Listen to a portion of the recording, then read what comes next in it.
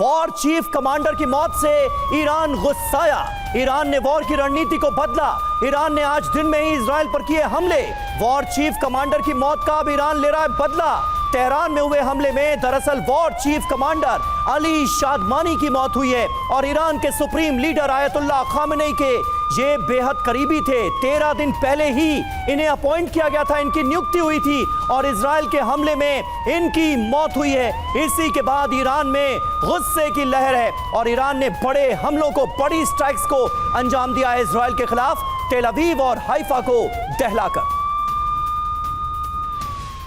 चलिए और अब आपको बताते हैं कि कमांडर अली शादमानी समेत किस किस की मौत अब तक हुई है। तो ईरानी सेना में टॉप लीडर्स का खात्मा लगातार किया जा रहा है। सबसे पहले बात करते हैं अली शादमानी की। ईरानी मिलिट्री कमांडर मिसाइल हमले में ये ढेर हुए थे।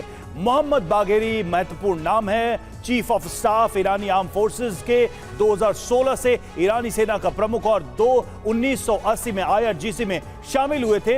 ईरान इराक युद्ध में बड़ी भूमिका निभाई थी। उनका भी एक तरीके से खात्मा करके इजरायल ने अपनी मंशा जाहिर कर दी है। और हुसैन सलामी 2019 में IRGC चीफ ऑफ स्टाफ नियुक्त हुए। IRGC का पूर्व deputy commander, forward defence doctrine का जन्मदाता माना जाता है। इन्हें एक्सिस रेजिस्टेंस नेटवर्क का विस्तार भी किया। यमन में हूती विद्रोहियों को समर्थन मिला इनका। जी हां, तो एक लंबी फहरिस्त है और इसीलिए ये कहा जा रहा है कि इजराइल ने इस बार के हमलों में ईरान की टॉप सैन्य लीडरशिप का खात्मा कर दिया। गुलाम अली राशिद फिलहाल IRGC जनरल के पद पर थे।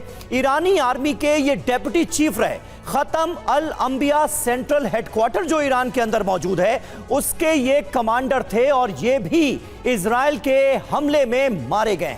इसके अलावा एक और बड़ा नाम अजीज नसीरजादे का, ये ईरान के डिफेंस मिनिस्टर थे, ईरानी एयरफोर्स के कमांडर रहे और इनकी भी जान चली गई है इजराइल के हमले में, क्योंकि डिफेंस मिनिस्ट्री की बिल्डिंग को भी इजराइल ने ताजा हमलों में टारगेट किया है। नए कमांडर्स को कमान दी गई। कमांडर इन चीफ रहे ये ईरान फोर्स के, पहले मोहम्मद बाघेरी, अब Amir Habibollah Sayyari. IRGC commander in chief, पहले मेजर जनरल हुसैन सलामी और अब ब्रिगेडियर जनरल अहमद वाहिद के हाथों में थी कमान। तो यानी एक के बाद एक जो ईरान की टॉप सैन्य लीडरशिप है उसका इजराइल ने किया है खात्मा। हमारे साथ इस वक्त तमाम खास मेहमान मौजूद हैं। यानी कुल मिलाकर अगर देखा जाए संदीप जी, तो साफ तौर पर यह नजर आ रहा है कि बड़ी स्ट्रैटेजी के साथ इजराइल न सिर्फ आगे बढ़ रहा है बल्कि एक बड़ा मोटिव भी है और वो मोटिव है ईरान में कहीं ना कहीं सत्ता परिवर्तन कराना। अमेरिका तो पूरी तरह से इजराइल के साथ है, ईरान के साथ कौन है?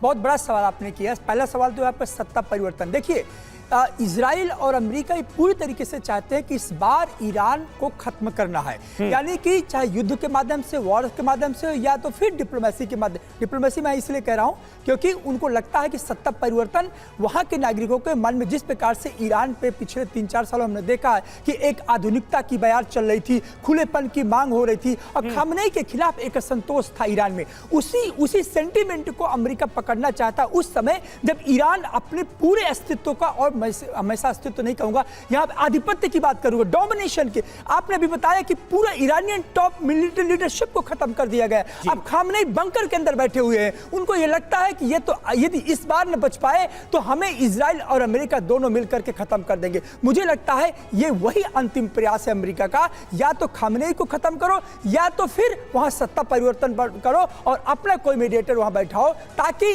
अमेरिका की जो चाल, जो मिडिल ईस्ट में जो अमेरिका को चुनौती 1979 से लगातार कोई दे रहा है तो ईरान दे रहा है। और इसीलिए जब ट्रंप कहते हैं कि अब मैं G7 से वापस जाता हूं, अमेरिका कुछ बड़ा होने वाला है, तो यह बड़ा इसीलिए होने वाला है कि दोनों इजराइल और अमेरिका, आप देखिए पिछले 4 सालों में अमेरिका ने खुलकर किसी वॉर जोन पर इतना बड़ा चैलेंज कभी नहीं किया है। उस समय जब अमेरिका खुद अपने अंदर लड़ाई लड़ रहा है, उस समय जब अमेरिका लॉस एंजल्स में लड़ रहा है, एलन मस्क लड़ रहा है, लेकिन उसको मालूम है कि यदि ईरान ने न्यूक्लियर बम बना लिया तो फिर अमेरिका भी बच नहीं सकता है। बिल्कुल। और जो मिडिल ईस्ट में एक इन्फ्लुएंस है अमेरिका का, या डर कह लीजिए, वो भी शायद कमजोर पड़ जाता। ये अमेरिका और ट्रंप बहुत अच्छे से जानते हैं।